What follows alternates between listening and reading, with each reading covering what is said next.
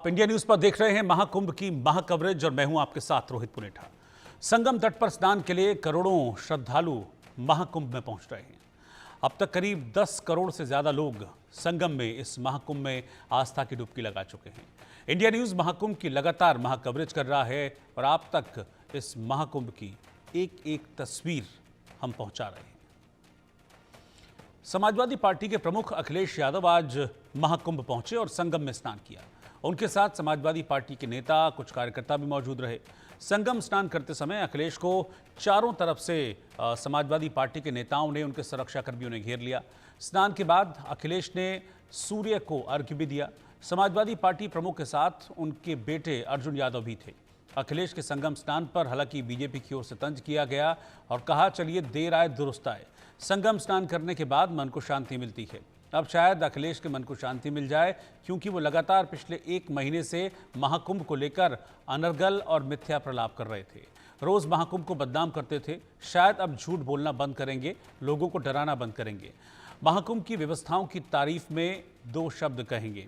तो अखिलेश यादव पहुंचे थे महाकुंभ, आप देख रहे हैं महाकुंभ में त्रिवेणी संगम पर उन्होंने स्नान किया, आस्था की डुबकी लगाई। लेकिन आस्था के साथ साथ सियासत भी वहां पर हो गई। जैसे ही अखिलेश त्रिवेणी संगम में अपने कार्यकर्ताओं और बेटे के साथ स्नान करने के लिए उतरे, उधर से बीजेपी ने अखिलेश यादव पर तंज कसा। कहा, अब त्रिवेणी में स्नान कर लिया है, डुबकी लगा ली है, अब उनका मन शांत हो जाएगा। उत्तर प्रदेश के पूर्व मुख्यमंत्री अखिलेश यादव इस समय संगम में आस्था की डुबकी लगाने के लिए आए हैं। देख सकते हैं जो अखिलेश यादव है ये डुबकी लगाने के लिए आए हुए हैं। देखिए अखिलेश यादव इस समय आस्था की डुबकी लगाने के लिए संगम नगरी प्रयागराज में पहुंचे और संगम नोट पे इस समय जो गंगा जमुना सरस्वती जो कहा जाता है वहाँ पे आस्था की डुबकी लगा रहे हैं। और साथ में इनके जो बेटे हैं अर्जुन यादव वो भी हैं, साथ में तमाम जो नेता है वो भी इस समय मौजूद हैं और आस्था की डुबकी लगाने के लिए अखिलेश यादव इस समय यहाँ पे मौजूद हैं और ये आस्था की डुबकी लगाने जा रहे हैं। और अखिलेश यादव के साथ में भारी सुरक्षाकर्मी जो है वो भी इस समय मौजूद हैं। तो देख सकते हैं अखिलेश यादव इस समय आस्था की डुबकी लगाने के लिए संगम नगरी प्रयागराज में पहुंचे हैं और संगम में आस्था की डुबकी लगा रहे हैं। अमित श्रीवास्तव, क्या कर रहे हैं भाई? इधर अखिलेश यादव ने संगम में स्नान करने के बाद, डुबकी लगाने के बाद कहा कि मुझे 11 डुबकी लगाने का मौका मिला। भगवान से यही कामना है कि सौहार्द रहे, सहनशीलता रहे, जनता का कल्याण हो।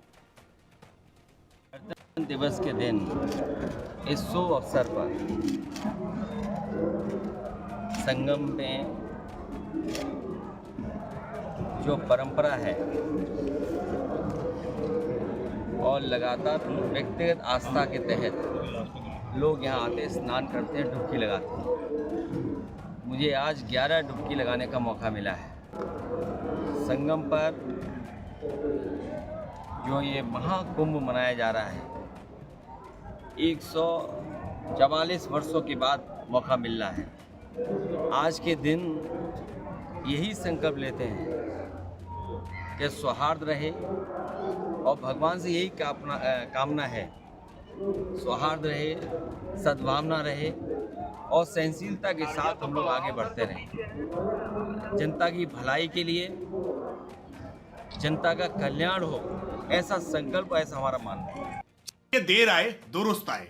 उम्मीद करते हैं कि अखिलेश यादव जी का अब चित्त शांत हो जाएगा।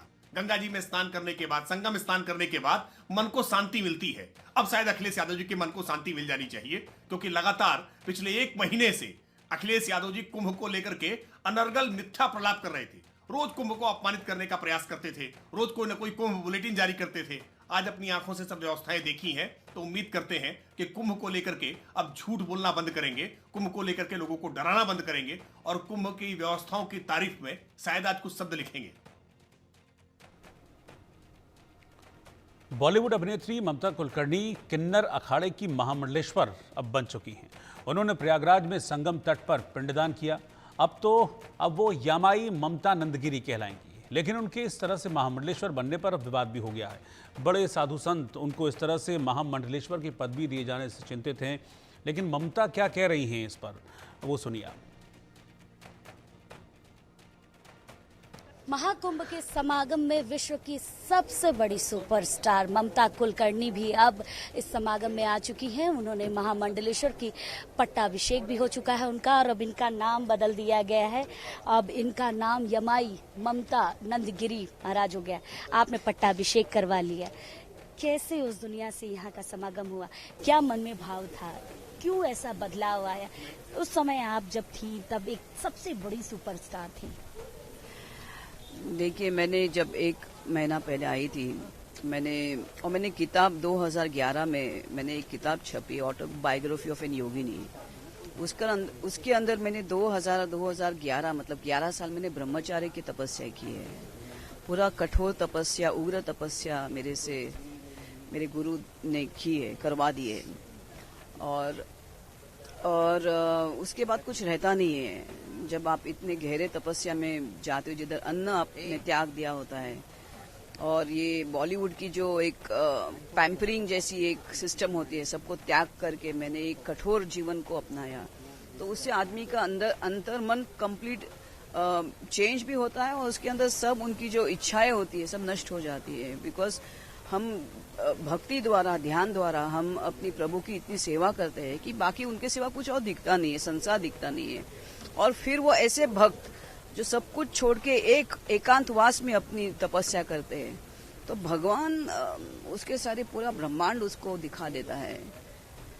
और मैं किसी भी मंदिर में नहीं जाती, मेरे साथ स्वयं महाकाल, महाकाली, मेरे गुरु नारायण सब मेरे साथ रहते हैं। तो ये सब देखने के बाद किस गधे को किस चीज की, वो भी ऐसी संसार की जो कभी भी नष्ट होगा, कुछ कायम नहीं रहता है, क्यों इसके पीछे आदमी ये करेगा? जब आपने पहली वीडियो डाली थी कि मैं महाकुंभ आ रही हूँ, मेरा आगमन हो रहा है, तभी लोगों ने अंदाजा लगाया था कि आप आएंगी, यहाँ पर कुछ न कुछ बदलाव आपका देखने को मिलेगा। अब सनातन को कैसे आगे बढ़ाएंगी, कैसे प्रचार प्रसार करेंगी, क्या मुद्दे रखेंगी, और क्या क्या चीज ममता जी के साथ आगे निकलेगी? देखिए, अभी एक डॉक्टर आचार्य महामंडलेश्वर लक्ष्मी नारायण त्रिपाठी जी ने मुझे उनके किन्नर अखाड़े से महामंडलेश्वर बनाया है, तो मुझे जरूर कोई जवाबदारी देगी वो, कि मुझे सनातन धर्म, ध्यान, प्यार और कैसे लोगों को एक साथ रखना है, और मध्यम मार्ग द्वारा कैसे हम लोगों को उतना ही धर्म में बांध सकते हैं। क्या सोच कर चली थी? मैं ये सोच के चली थी कि लोगों को प्रेम से एक करने का है, सबको प्रेम से एक करने का है, सब एक है, सब में एक है, बस इसी भाव को मुझे। और इनका जो अखाड़ा है बहुत स्वतंत्र अखाड़ा है, वो किसी को बांधता नहीं है, आजादी देता है। जैसे एक हम भगवान के सामने आजाद होके हम अपनी अंदर की अंतर्मन को हम स्वरूप देते हैं और कहते हैं, तो इनका अखाड़ा ऐसा स्वतंत्र अखाड़ा है, और मुझे वैसा ही चाहिए था। और मैं क्या चाहती थी, और वो भी कल का दिन था, शुक्रवार था, माँ गौरी का दिन था। ये साक्षात अर्धनारीश्वर के स्वरूप है। जैसे हम लोग बोलते हैं, पराशक्ति ईशानाय विद्महे आद्य शक्ति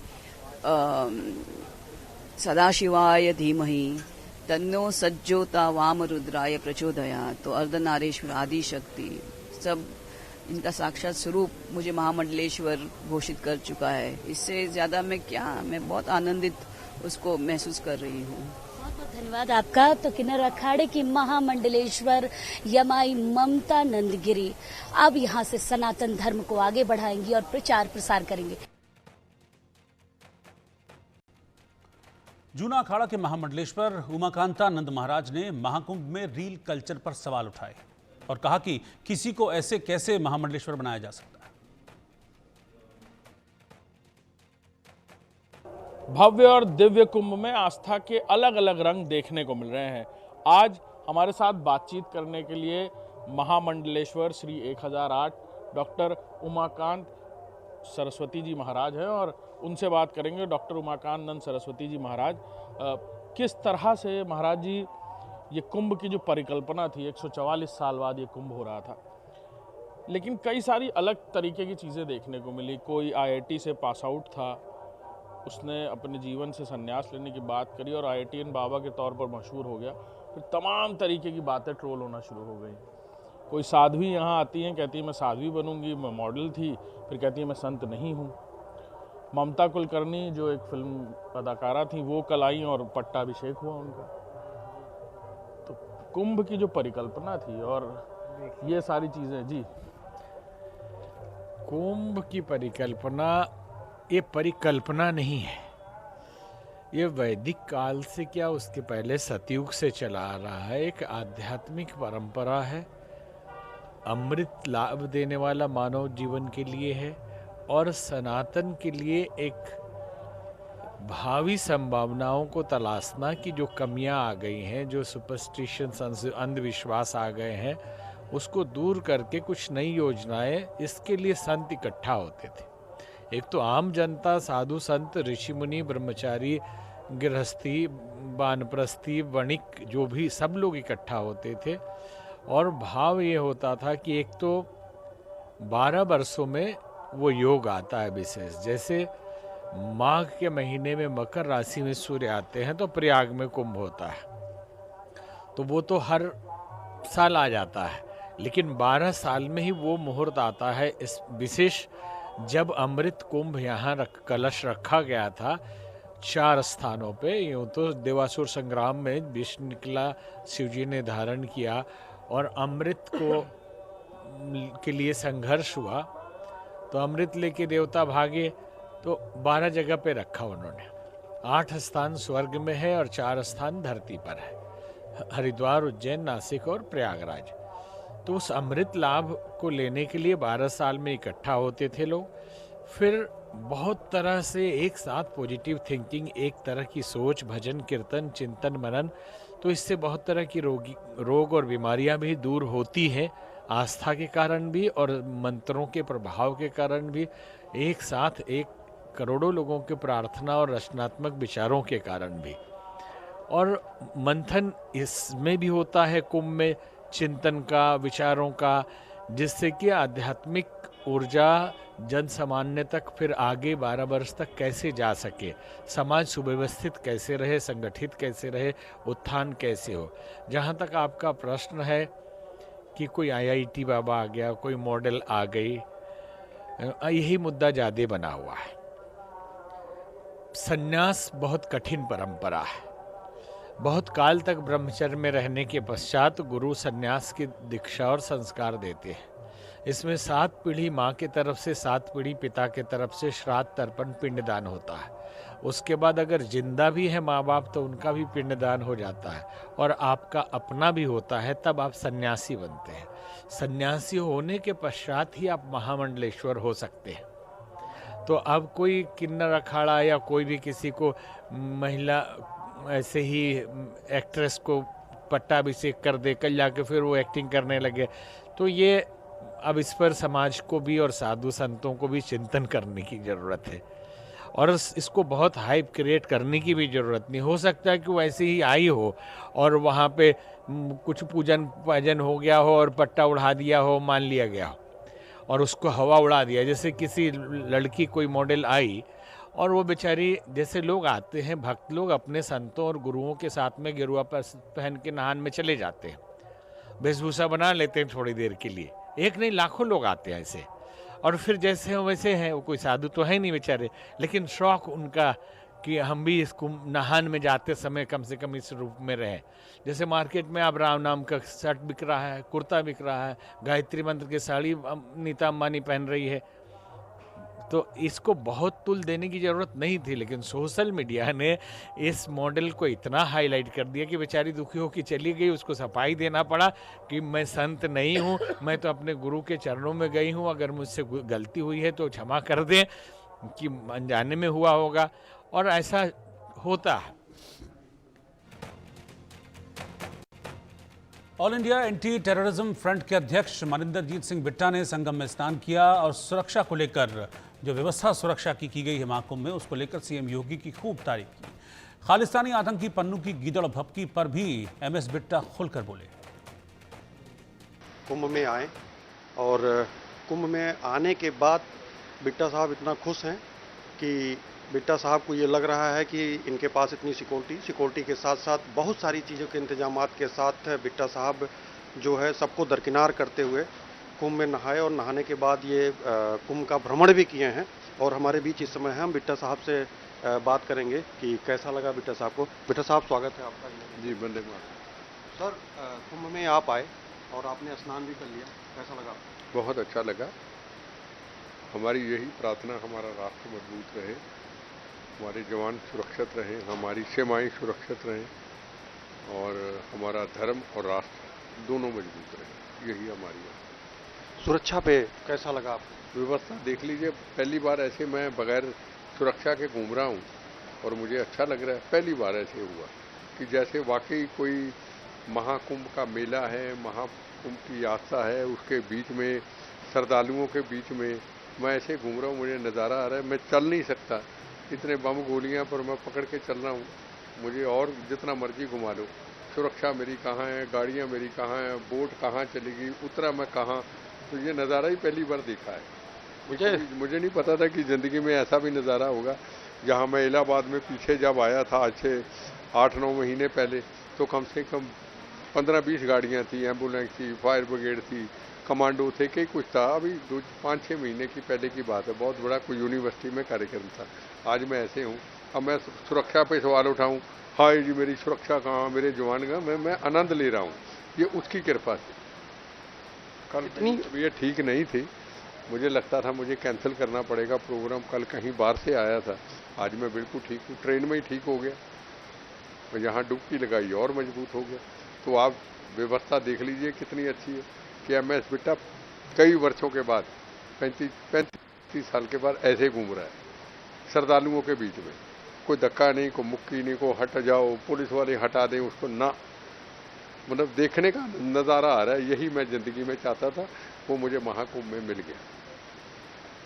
वही मैं आपको देखा कि आपकी सिक्योरिटी भी 50% आपकी सिक्योरिटी उधर रही, 50% इधर रही, और आप जो एकदम निडर होकर के घूम रहे हैं, ना कोई टेंशन ना कोई कुछ नहीं। वो सब मैं नहीं घूम रहा हूँ, वो महाकुंभ संतों का, महापुरुषों का, शंकराचार्य जो उनकी कृपा से घूम रहा हूँ। मैं कौन हूँ, है ना? उनकी कृपा से दर्शन करने आया, उनकी कृपा से हिम्मत आई। हिम्मत नहीं थी, रात को तबीयत ठीक नहीं थी, मैं दर्शन भी कर लिए कि डुबकी लगा नहीं पाऊंगा। पानी जो जल है पवित्र है ना, अमृत है, ये बड़ा ठंडा है, तो मैं बिल्कुल कायम हूँ। तो ये कृपा ही है, आस्था है ना। कोई कुछ कहता है, वो कुछ कहता है, ये तो आस्था है। 110 करोड़ हिंदू धर्म की आस्था, पूरी दुनिया से लोग आ रहे हैं, रोज 1-1 करोड़ का आना लोगों का, श्रद्धालुओं का। आप खुद ही देखिए कि कितने महापुरुषों के, संतों के चरण इस धरती पे मिट्टी पे पड़े होंगे। ये मिट्टी नहीं, आज हीरे जवाहरात, आज सोना है, आज ये मिट्टी तपस्वियों की, जहाँ तपस्वियों के चरण निकले, ये वो आज मिट्टी है। हमारा यहाँ आना ही हम भाग्यशाली है। बिट्टा साहब, यहाँ से लोग जल और मिट्टी लेके जाते हैं। लेके जा रहा हूँ मैं, जल भी लेके जा रहा हूँ और मिट्टी भी लेके जा रहे हैं। कुछ हीरे जवाहरात सोना है ये। 144 साल के बाद अब थोड़ा दोबारा हम कर लें, हमारे बच्चे भी थोड़ा आके यहाँ पे कभी महाकुंभ में स्नान कर। वो 44 साल कितने होते हैं। हम खुशकिस्मत हैं, 2 पीढ़ियाँ नहीं, और जो भी है हम बड़े खुशकिस्मत हैं कि हम यहाँ पहुँच गए। यहाँ पहुँचना, जितने भी श्रद्धालु यहाँ पे हैं, इन पे सब पे भगवान की कृपा। यहाँ हर कोई व्यक्ति नहीं आ सकता, कोई रुकावट आ जाएगी, वो कैंसिल हो जाएगा। जैसे रात को मेरी तबीयत खराब थी, आज मैं ठीक हूँ, तो सब उसकी कृपा। ये भगवान बुलाता है, हम कौन आने वाले। वही हो रहा था कि पैर से बिट्टा साहब ज़्यादा चल नहीं पाते हैं, लेकिन बिट्टा साहब आज यहाँ खूब दौड़ रहे हैं। मैं दौड़ रहा हूँ और मैं बिल्कुल फिट हूँ। और दौड़ाओ, कितना दौड़ाना, पकड़ ले बस, मुझे दौड़ाते रहो। पुराने फॉर्म में आ गए बिट्टा है, पुराने फॉर्म में आ गए। पुराने फॉर्म में वो महाकुंभ की कृपा है, गंगा मैया की कृपा है, संगम की कृपा है, घूम रहा हूँ। और आज नेशनल फ्लैग लहराया गया, हमारे गुरुजी महाराज ने नेशनल फ्लैग लहराया। बिट्टा साहब क्या 26 जनवरी इसीलिए दिन चुने थे? हैं? बिट्टा साहब 26 जनवरी इसीलिए दिन चुने थे? इसलिए चुने कि हमारा राष्ट्र मजबूत रहे, हमारा संविधान मजबूत रहे, और हमारा राष्ट्र जिस तरीके से मजबूती के रास्ते पे जा रहा, सोने की चिड़िया बने। आज काफ़ी हद तक उस मंजिल पे पहुंच चुके, थोड़ी सी मंजिल बाकी है। हमारा धर्म, हमारा राष्ट्र दोनों मजबूत रहें, और वो मजबूत हैं, सीमाएं सुरक्षित हैं, आज धर्म मजबूत है। आपने देखा वाराणसी के अंदर आके देखा, कॉरिडोर कितना बढ़िया बन गया श्रद्धालुओं के लिए। राम जन्मभूमि का निर्माण हुआ, आज महाकुंभ का मेला है। अगला मिशन मथुरा और काशी है। भगवान से प्रार्थना करते गंगा मैया से, जो मथुरा और काशी है वो भी पूरा होना चाहिए। आज बिट्टा साहब पूरा धार्मिक हो गए। नहीं, धार्मिक हम पहले भी थे। धार्मिक नहीं, भगवा के पहले भी पहनता था मैं। अब यहाँ आके क्या मैं काली पगड़ी पहनूं? काली ये शंकराचार्य जी ने मुझे दी, रुद्राक्ष की माला उन्होंने दी, मैं गले में। अब मैं उठा के नीचे रख लूँ क्या? इसको तो मैं सीने पे सांस लगा के रखूँगा ना। महापुरुषों ने दिए, महाचार्य जी ने दिए, मैं तो इनको संभाल के रखूँगा ना। इसमें क्या है? ये देखो अपनी अपनी सोच है। मुझे एक चीज़ का बस अफसोस है अपनी लाइफ में। मैं अपनी बहन से बात कर रहा था कि ठीक है कोई 10-15 सरदार साहब होंगे जिन्होंने कैंप लगाए होंगे। हम सिख भाइयों को भाईचारे का सबूत देना चाहिए। जिस तरीके से मेरे हिंदू भाई 110 करोड़ मेरे हिंदू भाई हरमंदिर साहब में नमस्तक होते हैं, 20% सरदार और 80% हिंदू भाई दरबार साहब हरमंदिर साहब में मत्था टेकते हैं। पर आपको यहाँ आना चाहिए सबको। और जब पन्नू धमकी देता है कि हम बम्बों से उड़ा देंगे महाकुंभ में, उस वक्त मेरे सिख भाइयों को बोलना चाहिए, को बोलता नहीं है। इस चीज़ का मुझे क्षमा मांगता हूँ और मुझे इस चीज़ की पीड़ा है। मेरा सिख समाज क्यों चुप रहता है? कल को पाकिस्तान ISI को पगड़ी पहना के कोई शरारत कर दे और खालिस्तान का नारा दीवार पे लिख दे और सिर पे पगड़ी हो वो पाकिस्तानी है ना, ISI का एजेंट, तो सारे सिखों के लिए तो आफत आएगी ना। क्या कभी उन्होंने ये चीज़ सोची? जिस दिन सिख भाई खुल करके खालिस्तानियों का, पन्नू जैसे लोगों का सारे विरोध करेंगे तो फिर कोई फिक्र ही नहीं, ये करता कोई नहीं। ये सबसे बड़ा अफसोस और दुख है। महाकुंभ पहुंची पूर्व केंद्रीय मंत्री साध्वी निरंजन ज्योति ने वायरल साध्वी और बाबाओं पर तंज कसा। उन्होंने कहा कि रील और रियल लोगों की पहचान होनी चाहिए ताकि महाकुंभ सिर्फ वायरल होने की जगह न बनकर रह जाए। महाकुंभ का लगातार विस्तार हो रहा है, महाकुंभ का अलग अलग समागम चल रहा है। इस समय हम निरंजनी अखाड़े की महामंडलेश्वर साध्वी निरंजन ज्योति के साथ हैं। मैम, आप भी साध्वी हैं, काफी सालों से, बचपन से आप साध्वी रही, फिर आप पॉलिटिक्स में आ गए। महाकुंभ का भव्य समागम है, जो मैसेज महाकुंभ से जाना चाहिए, क्या वो मैसेज जा रहा है अभी तक? देखिए, जिनको मैसेज जाना है वो श्रद्धालु आ रहे हैं। आप देख रहे हैं कि गलियां भरी पड़ी हैं श्रद्धालुओं से। यदि ये मैसेज अच्छा नहीं गया होता तो श्रद्धालु नहीं आते। यह 144 साल के बाद ये एक संयोग बना है जिसमें आप हम जैसे लोग उस सौभाग्य के भागीदार बन रहे हैं। मेरा विश्व से आने वाले, भारत से आने वाले सभी श्रद्धालुओं से अपील है कि आइए, ये महाकुंभ है। सरकार ने जिस तरह से व्यवस्था की है, मेला का विस्तार हुआ है, कैंपों का विस्तार हुआ है, श्रद्धालुओं की श्रद्धा बढ़ी है और मैं तो मानती हूँ कि जितना लोगों ने सनातन धर्म को चुनौती देने का प्रयास किया, इस महाकुंभ ने जवाब दिया है। जिस तरह से यूथ इस कुंभ में आ रहा है, मैं देख रही हूँ कि मैं तो लगभग सन 82 से कुंभ कर रही हूँ, लेकिन इस कुंभ में और 19 के कुंभ में इसमें यूथ बहुत आ रहा है। और जब यूथ जिस ओर जवानी चलती है उस ओर जमाना चलता है, कहावत प्रसिद्ध है। यूथ आज धार्मिकता की ओर बढ़ रहा है। इस कुंभ से बहुत कुछ संदेशा जाने वाला है। पूरे विश्व में रिसर्च हो रहा है कि एक जिला बना देना, टेंट सिटी बना देना और उसमें इतने श्रद्धालु आए। ये मौनी अमावस्या की कल्पना है कि मुझे लग रहा है 7 करोड़ के ऊपर लोग स्नान करेंगे और अभी भी लगातार स्नान की तरह, पर्व की तरह ही लोग स्नान कर रहे हैं। तो मेरा निवेदन है श्रद्धालुओं से, ये जो 40 दिन का कुंभ है, रोज पर्व है। पर्व के दिन न परखें कि मौनी अमावस्या है, बसंत पंचमी है, ये तो ये त्योहार आते हैं। लेकिन ये जो 40 दिन का पर्व है, किसी दिन आप स्नान करिए, जो पुण्य आपको मौनी अमावस्या को मिलेगा वही उस दिन भी मिलेगा। क्योंकि कई बार हम लोग सोचते हैं कि एक जगह जाए भीड़ हो जाए, फिर प्रशासन के सामने भी समस्या खड़ी होती है। फिर भी मैं ये कहूंगी कि प्रशासन ने बहुत अच्छी व्यवस्था की है। कुंभ क्षेत्र में स्वच्छता एक अपने आप में एक अहमियत रखती है, जो देश के यशस्वी प्रधानमंत्री जी ने देश की जनता से आह्वान किया था कि स्वच्छ गांव और स्वस्थ जीवन। और इस बार हरित क्रांति, ये कुंभ भी हरित कुंभ भी है। माननीय प्रधानमंत्री जी ने मां के नाम से वृक्ष लगाने का आह्वान किया, जनता ने उसमें चढ़ बढ़ के हिस्सा लिया। माननीय प्रधानमंत्री जी ने स्वच्छता का आह्वान किया, जन भागीदारी बनी। आज पूरे भारत में आप देख रहे होंगे, रेलवे स्टेशन है, कोई भी जगह, सार्वजनिक जगह है, आप साफ सुथरी दिखाई पड़ रही है। इस कुंभ का उद्देश्य है कि हमारे जीवन में आध्यात्मिकता और पारलौकिक, ये दोनों का विदय यतो विदय निश्रेय सिद्धि, हमारे जीवन में यहाँ भी उन्नति करें और वहाँ भी उन्नति करें। कई लोगों ने सवाल खड़ा किया कि इस कुंभ में इतना पैसा लगाने की आवश्यकता क्या है, इतने बड़ा टेंट जिला बना हुआ पूरा, तो जो काम कर रहे हैं उनको रोजगार तो मिला। माननीय मुख्यमंत्री जी ने तो कहा कि 200 करोड़ के ऊपर इसमें लोगों की आमदनी होने वाली है। आप देख रहे हैं गलियों में कितनी दुकानें लगी हैं, कोई कुछ रखे हुए, कोई कुछ रखे हुए। नौका चलाने वाले कहते हैं हमारा तो सौभाग्य जगता है जब कुंभ होता है। रोजगार बहुत ज्यादा बढ़ चुके हैं। जी जी, जरूरी है। देखिए, संसाधन बढ़ेंगे तो रोजगार तो बढ़ेगा ही। अच्छा, एक चीज और, लगातार हम देख रहे हैं सोशल मीडिया तो इस समय सबसे ज्यादा तेज चल रहा है।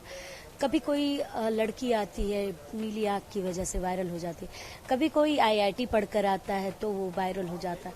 अब जब हम फेसबुक, इंस्टाग्राम या कुछ भी स्क्रॉल करते हैं तो हमें ये नजर आता है कि महाकुंभ में आज ये वायरल, किसी ने प्यार की वजह से कोई वायरल हो जा रहा है, कोई ये चीजें कहाँ तक सही? ये कुंभ क्षेत्र रील बनाने का नहीं है, ये कुंभ क्षेत्र रियल में जीने का है, वास्तविकता जीने के तरीके सीखने का है। नजरें बदली तो नजारे बदल गए, और किश्ती का रुख बदला तो किनारे बदल गए।